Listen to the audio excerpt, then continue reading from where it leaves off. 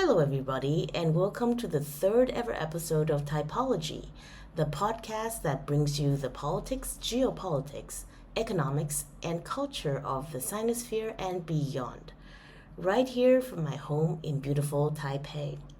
First of all, I would like to thank all of you who liked, subscribed, or commented on my channel. It's a young channel.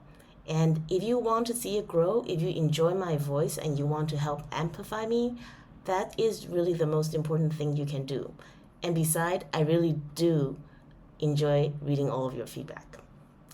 So, on today's episode, we're going to talk about reunification.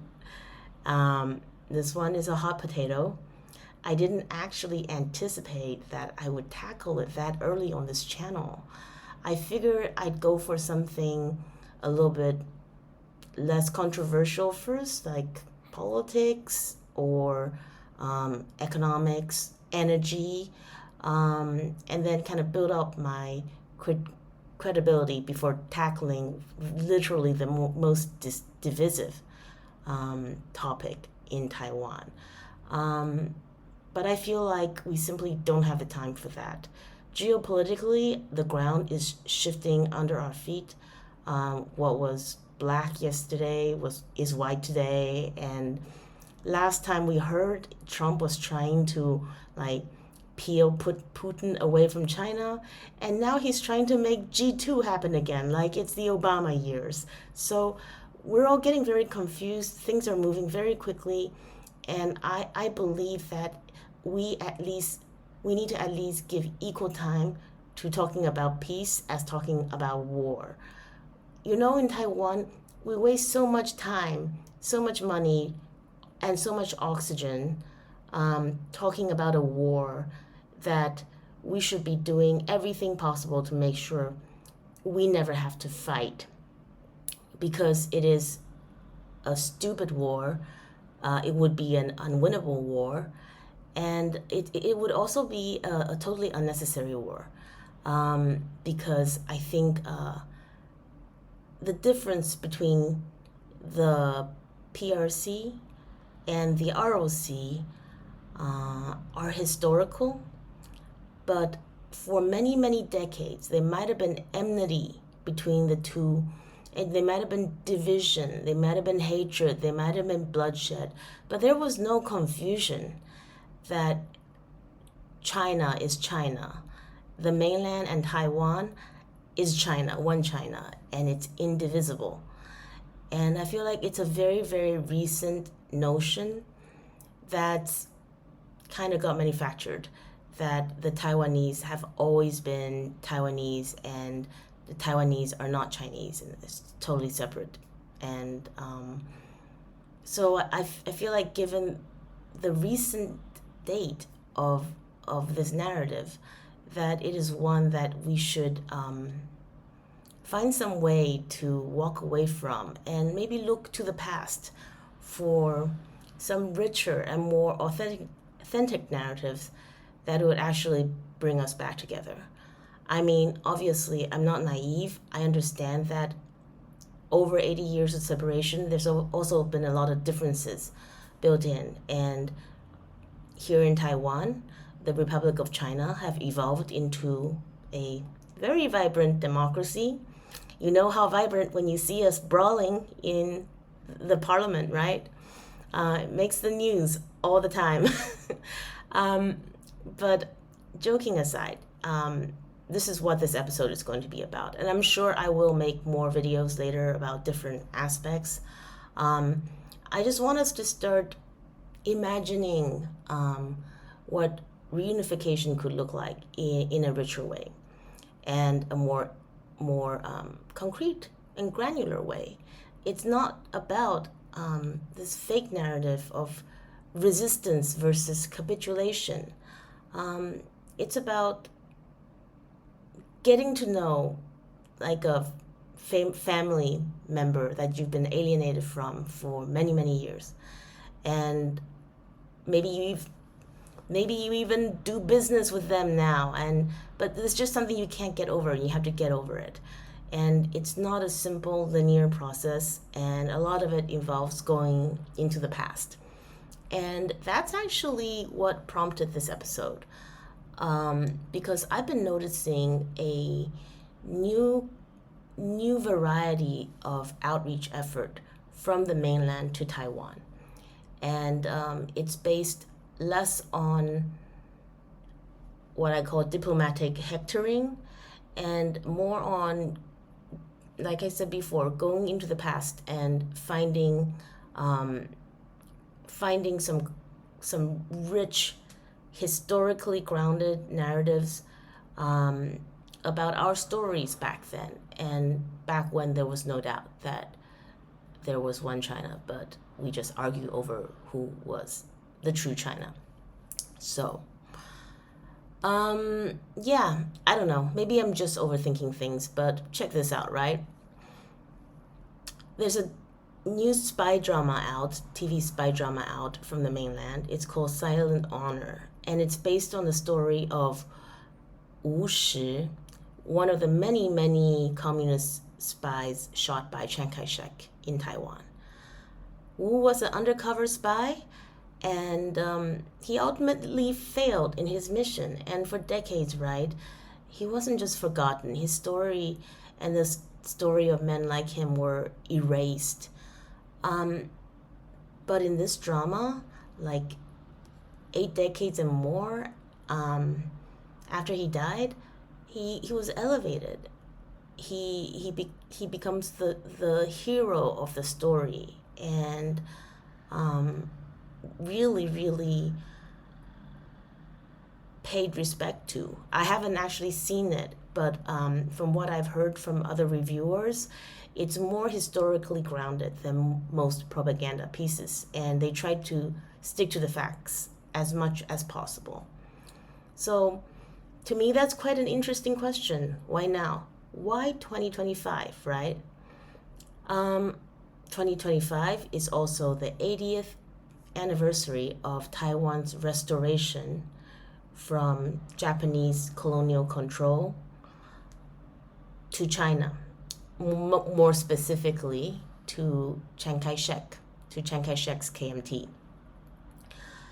Now, this occasion is known as Retrocession Day, and it's been progressively downplayed by the DPP here in Taiwan, because to them, Retrocession Day was nothing particular to celebrate. It's just Taiwan going from the hands of one set of bad masters, the Japanese, to another set of bad masters, the KMT.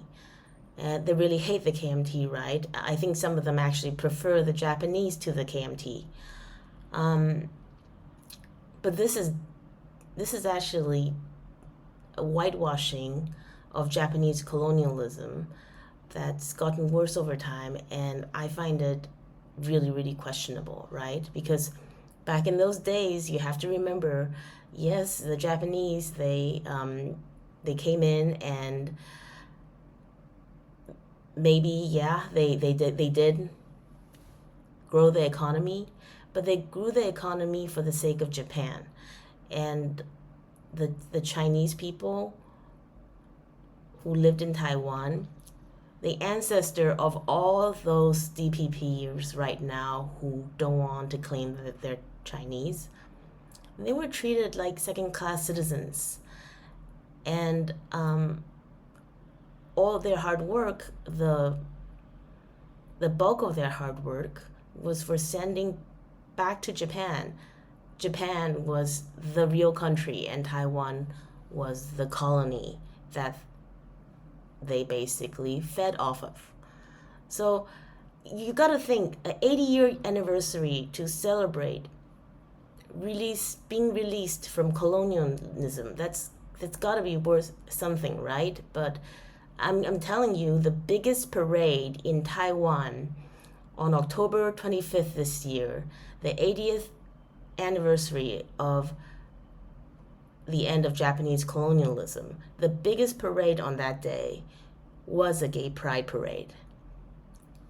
You know, I love a gay pride parade, right? Gotta have a gay pride parade once in a while, but why on that day of all days? And why wasn't the occasion more properly commemorated by our own government? But who didn't forget it, actually, was the People's Republic of China. So actually, China's National People's Congress Standing Committee voted to designate October 25th as Taiwan Retrocession Memorial Day. And they actually had quite a big celebration. And they invited Taiwanese people to participate as well. And they honored it. They honored it in a way that it was not honored in Taiwan. I think the KMT TPP had their own smaller celebration, but it wasn't officially honored. So that really led to a funny irony, because the DPP government's Mainland Affairs Office threw a hissy fit and furiously denounced the Chinese basically stealing Retrocession Day. No, Retrocession Day is about Taiwan. It's got nothing to do with China. Okay, if it's got to do with Taiwan, why did Taiwan just basically ignore it? Like it wasn't even that big of a deal, right? It makes you think, and I think it's the beginning of China going back into history to find those things that actually matter to people on both sides of the strait, and trying to create a bit more of a softer approach to the Taiwan question. Anyhow, so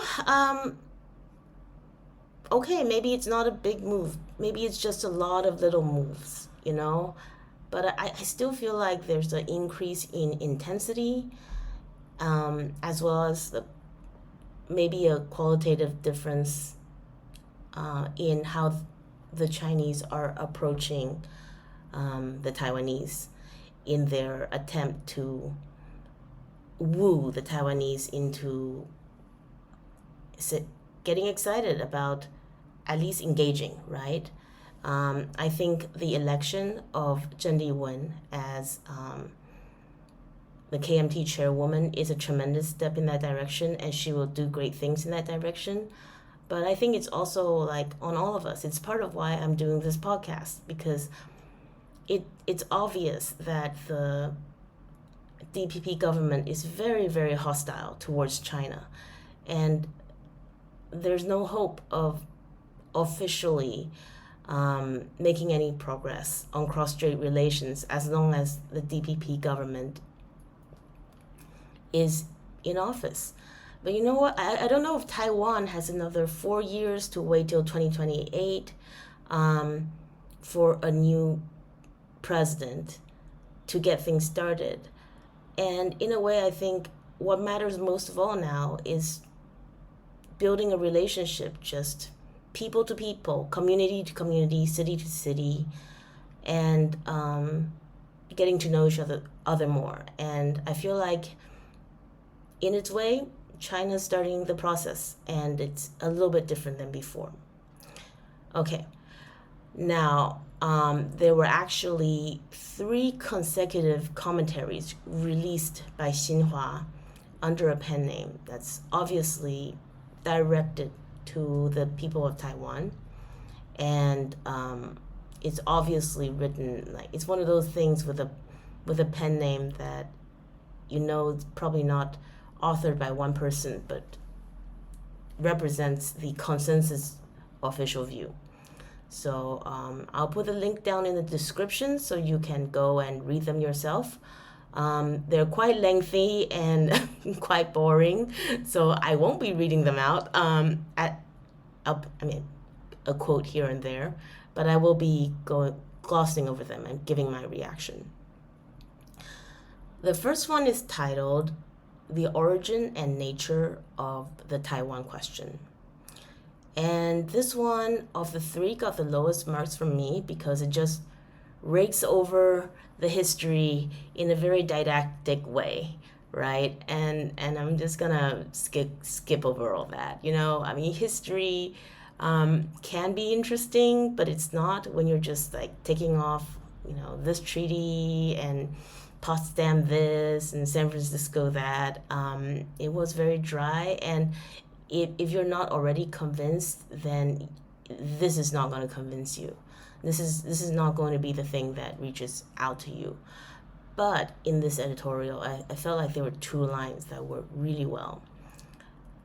The Taiwan question sprang from the weakness and chaos of the Chinese nation, and the Taiwanese question must be settled by the Chinese ourselves. I think that's a really good framing if it can be accepted by the Taiwanese, because it really diffuses the ticking time bomb aspect of cross-strait relations. Once both sides agree on the basics, that we're both some kind of Chinese. Maybe they can be the panda Chinese and we can be the pangolin Chinese, but we're Chinese. Then it's super possible to make a deal, or even like take our time to make a deal. What the Chinese side would insist on is that the United States is not going to be making a base out of Taiwan or manipulating our politics. I think that given recent U.S. unreliability and bandit behavior, that's an assurance that more and more Taiwanese are going to be willing to give. To say, okay, let's settle it within family. I think if we can get that as almost an annex to the 92 consensus, then everything's gonna get easier from there. But the most important thing is to affirm that yes, we are Chinese, there is one China, and no, the United States will not have a place at the table in our family negotiations. I'm gonna read out a paragraph that I liked from the first editorial. Compatriots on both sides of the straits share the same bloodlines, the same culture, the same history, and have the same responsibility to our nation and common aspirations for the future. 30 years ago, both sides of the straits affirmed the One China principle. This later became known as the 92 Consensus. This clearly defined the nature of cross-strait relations, that both sides of the Taiwan Straits belong to one China and jointly seek national reunification. This fully demonstrates that Chinese people on both sides of the straits have the ability and the wisdom to properly resolve their own issues. There's some good stuff there. I have to admit, like reading the whole thing, I felt it was a little bit overbearing psychologically. I think the Beijing side should remember that back in 92, it was fine and dandy to decide in principle that there is only one China, because there was some kind of equality between the PRC and the ROC back then. Like, yeah, they were big, but we were rich and advanced, so rich, so advanced. And so when we sat at the negotiating table, it felt like a meeting of equals. And to tell you the truth, if we could go back in time, that probably would be a lot better time for Taiwan to make a deal with China on reunification than now. There are a lot of things, a lot of bargaining power we had back then that we simply don't have now. Funnily enough, even if we truly wanted to pursue independence, that probably would have been the best time too. But it turned out that during that time, the pivotal time when Taiwan had both democracy and still a lot of financial advantage over the PRC, the KMT didn't choose reunification. And the DPP, who has it written in their party constitution, they didn't choose independence either. They just kind of hung back and kind of rested on that status quo, and life went on, and slowly we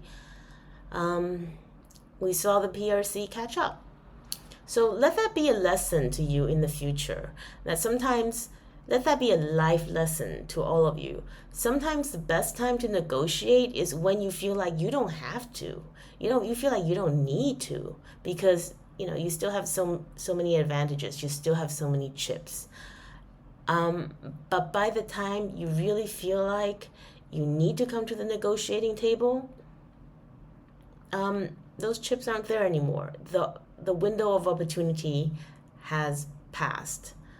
So all we have now to rest this new round of negotiation on is the very, very shaky 92 consensus. But shaky and undefined as it is, I think we should hold on to it, because the other side likes it.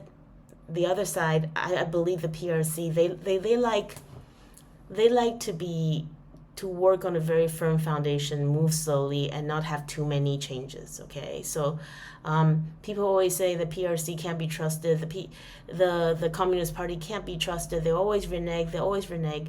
But when you look more deeply into those histories, you see that they move very slowly, and typically when they reneged on something, like what happened before that, right? If you look at what happened before that, there was usually a precipitating reason that you might think is good or bad, but it's not like they renege out of nowhere. So I believe that they are, quite simply put, at least, they're agreement capable. It's not like Donald Trump. It's not like you don't know what he's going to be doing or thinking or saying from one day to the next. It seems to depend on who he talked to last, or the weather, or I have no idea. So it's really not like that. And his unreliability have made Taiwan's close relationship with the United States as a security partner a security liability for ourselves. So anyhow, the 92 consensus, yes, it is extremely vague, but I believe it's something to work from. In short, this first editorial, it was a little bit of a tough read for me, even as a pro-engagement person, just because I felt like I was being hit over the head again and again with the same points. But I think that's just kind of the PRC writing house style, so you just have to get with that. I think the smart play for this editorial would have been finding historical examples of how the ROC from the island of Taiwan, even when there was basically no hope of militarily retaking the mainland, they still clung on to the dream of a united China for decades and decades, and they insisted passionately on the indivisibility of China. It's not until very recent, this idea of we're Taiwanese, not Chinese. That's a very recent invention, and I think under the right circumstances, it can be just as quickly uninvented. So let's move on to the second piece, the development of cross-strait relationships and the benefits of reunification. I really like this one. This was my favorite one. To be a little bit crude about it, this is the reunify and get rich piece. A lot of care, though, was taken to reassure the people of Taiwan that their way of life would not change, that their property rights would be respected, that their religious freedoms will be respected. That's really important, because that's at the bottom of the fear of a lot of people, that if there is reunification, they're gonna take your apartments, or I don't know, you're not gonna be able to worship Matsu anymore. I have no idea, but people think all sorts of crazy things, right? Here is a quote from that particular editorial. The reunification we pursue is not only in name. What is more important is the joining of hearts of the compatriots on both sides of the straits. As long as sovereignty, safety, and developmental benefits are not compromised after reunification, Taiwan's current societal system and way of life will be thoroughly respected. Patriotic Taiwanese to rule Taiwan will be implemented with high level of autonomy. Taiwanese compatriots can run their own house.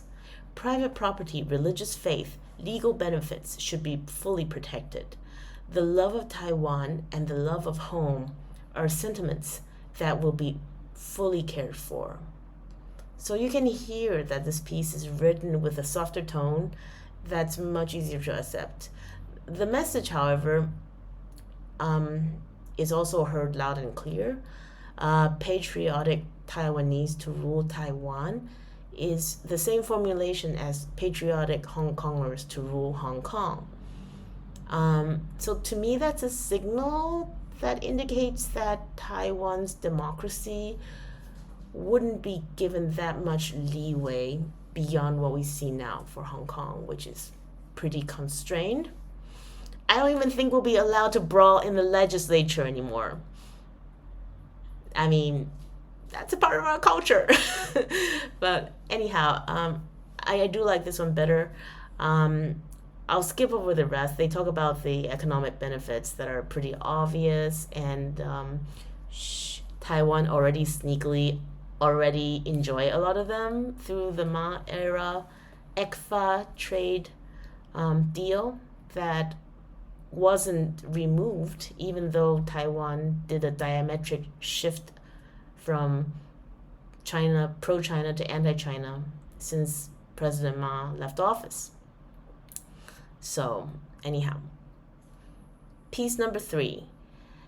National reunification is inevitable and unstoppable. Oh, what a title. So, this was kind of more of the same from a lot more of the same from piece 1, but I think the strongest thing about this piece is the ending, and it actually transcends the Taiwan issue and builds China's legitimacy as the last upholder of the post-war international order. And let me explain what that means after I give you the quote. The difference in institution doesn't change the fact that both sides of the straits can belong to one country and one people. The interference from outside cannot stop us from coming back as a whole. Reunification is the fundamental interest of the Chinese people and the greatest guarantor of safety and prosperity for the compatriots of Taiwan. Taiwan's return to China is an important component of the post-World War II international order. Supporting China's reunification is an inherent requirement for upholding the authority of international law. 80 years ago, the Chinese people fought heroically and won the great victory of war of resistance against Japanese oppression. 80 years later, China is committed to safeguarding the post-war international order and will never allow historical tragedies to be repeated. Safeguarding national unity and territorial integrity is a fundamental principle of international law and basic right of every sovereign state. The One China principle is a universally recognized consensus of the international community and a basic norm governing international relations. The international community broadly understands and supports the just cause of the Chinese people in accomplishing national reunification.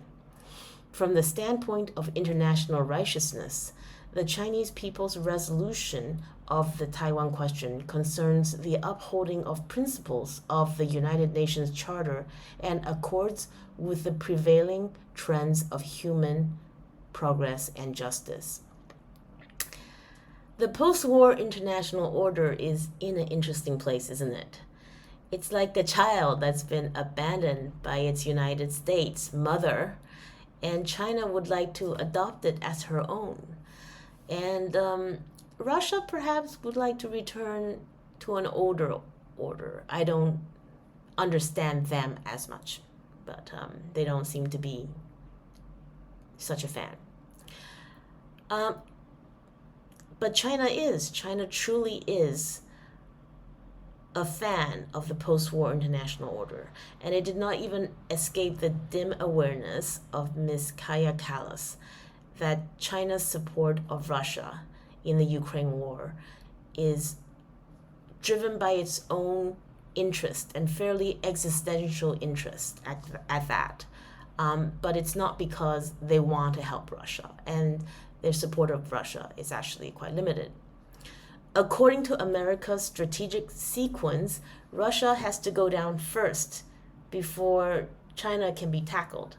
So that's because the United States sees now that China is actually the threat that's good. And they've gone into Tonya Harding mode, right? So but they realize they can't just take on China first. They have to take Russia down first, because otherwise China won't be isolated enough to take down. So in turn, China can't allow Russia to go down, and this is what they said pretty plainly to Miss Kaja Kallas, and she was absolutely shocked and morally outraged. But she also have to realize, right, Europe is not a neutral party in all of this. Europe is on the side of America. So Europe is in fact like waiting in the wings to help America take down China as soon as Russia is resolved. So I don't understand why she doesn't see why China can't allow that to happen, and her moralizing is very, very hollow, right? But make no mistake, right? China has to support Russia, but China does not like the Russian invasion of Ukraine, precisely because it is a big believer in the post-war international order that the United States built. It's a bigger fan of that than the Europeans and the Americans. It's a bigger respecter of that. Like, the Europeans and Americans crying holy hell right now over every inch of Crimea being sacred Ukrainian territory because the UN said so.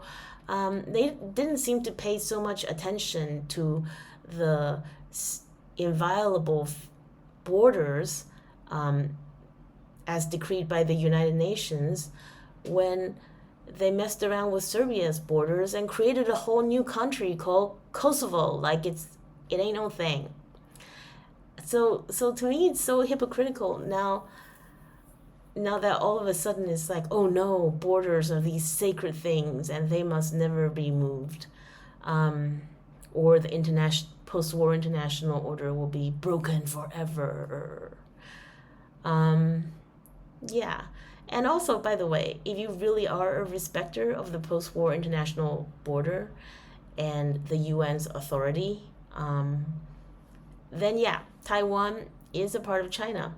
That is according to just about every single country in the world, bar, I think Taiwan maybe still have 10 treaty allies that recognize us rather than the PRC now.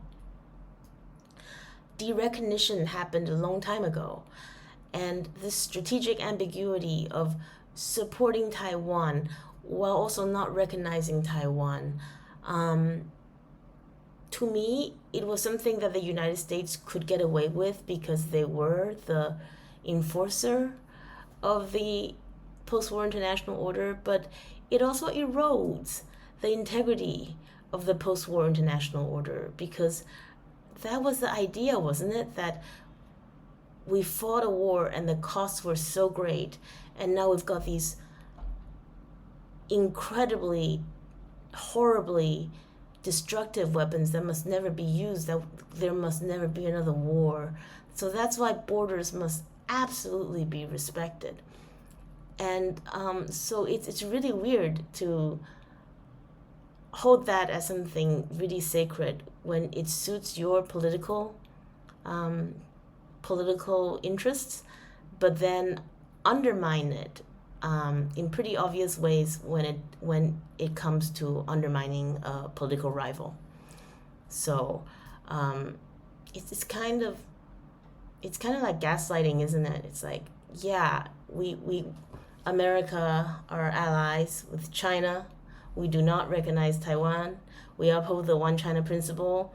We do not want Taiwanese separatism, but we will support Taiwan's sovereignty, and we will celebrate how democratic they are and how plucky they are, and all that stuff. It's like talking out of the both sides of your mouth, and I don't think it speaks well for the Americans that they did that for so many years and was somehow able to uphold themselves as a good guys. And I think that's probably coming to an end soon. So, yeah, by the way, this is just my personal opinion that if the military takeover of Taiwan ever does happen, I hope it doesn't. As a Taiwanese and as a Chinese, I hope that we can resolve it, that we have enough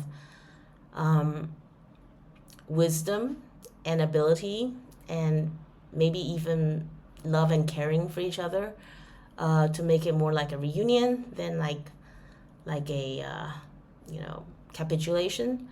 But everybody's like, oh yeah, it's gonna be like Ukraine. Yeah, so many people are gonna die, but maybe it's gonna be like the Ukraine. But another conflict I would keep in mind as an example is Nagorno-Karabakh, where the Azerbaijanis had an enclave of Armenians called Nagorno-Karabakh, and the Armenians were living in there for decades, and the Azerbaijanis were really poor, so they couldn't say anything, and the Armenians were protected by the Russians.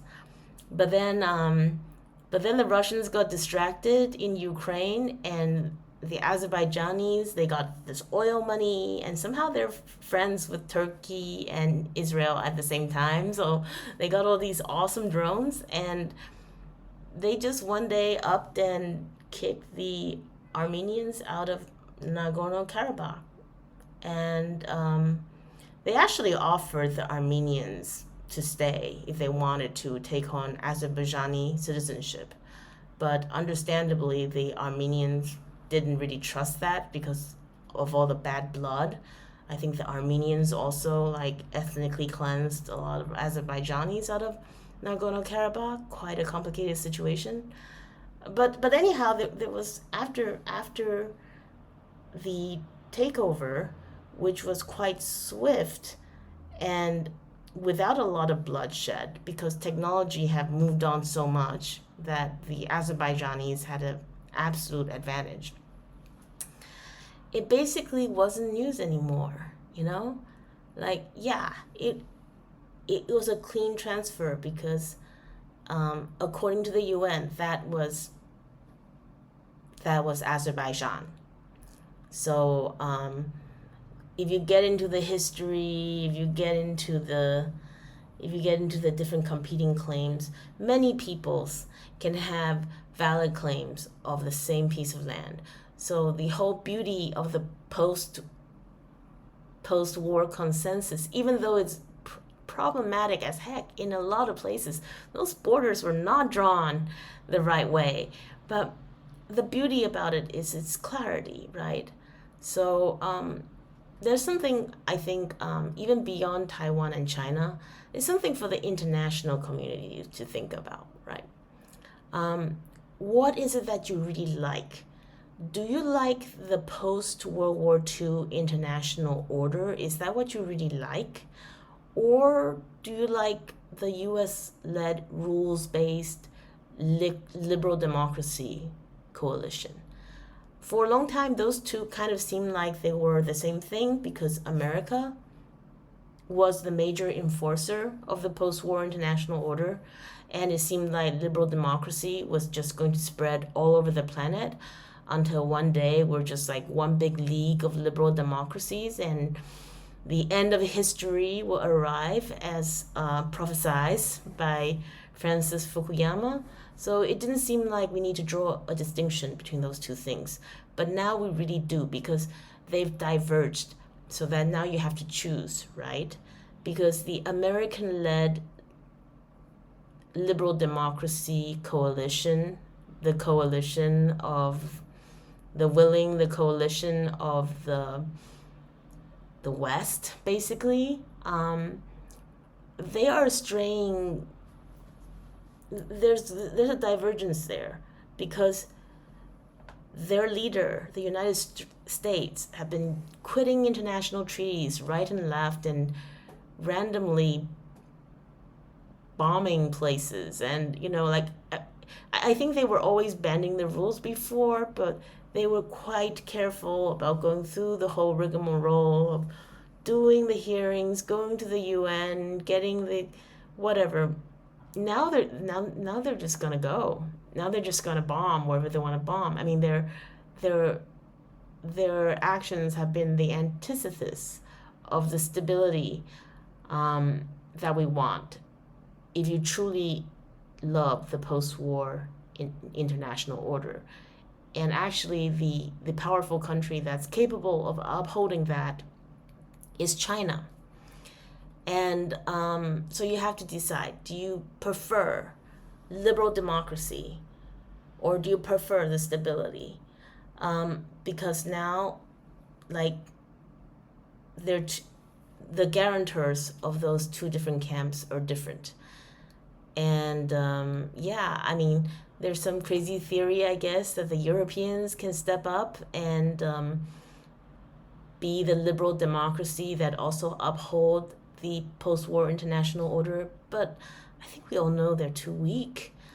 And beside, I don't know if they're being good liberal democracies right now. I feel like the UN, in a way, is a very problematic organization in terms of how it stealthily takes away sovereignty from individual nations under the guise of a partnership. It usurps sovereignty from countries. And then you get all these, like, no talent, empty-headed Eurocrats who are in charge for some reason. Who voted them into office? How is that democracy? And I think as a result, you're seeing the rise of the far right in a lot of countries as a result. And damn, I wouldn't be surprised if the UN collapsed before Russia. But anyhow, I'm getting super off topic here. I don't know if I'm gonna be brave enough to send this episode because I know I said a lot of really controversial things.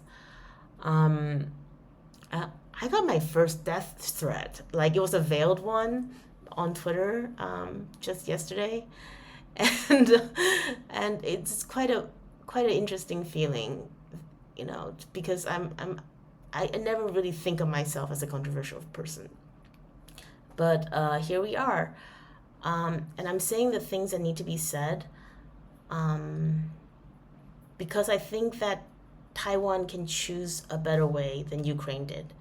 And we can actually choose a really beautiful future for ourselves, one in which we retain as much autonomy as we can get. And that's through pursuing win-win solutions with the mainland. So I guess that's all I have to say about that. Please like and comment and share this video if you can. It really helps me out a lot. I am going to try and stick to a weekly schedule for my typology episodes, which are more scripted and more considered. But in the middle of the week, I might just, get up in my jammies and record something crazy or a reaction or whatever. So look out for those too. Actually, the one I did in my jammies was my most popular video so far. And that was about how Lai Ching-te went a little bit crazy and invited AIPAC to come to Taiwan and said he wanted to adopt the Israel model for Taiwan's defense. Anyhow, thank you so much for tuning in, and tune back in again next Monday. Until now, it's out from beautiful Taipei for Angelica.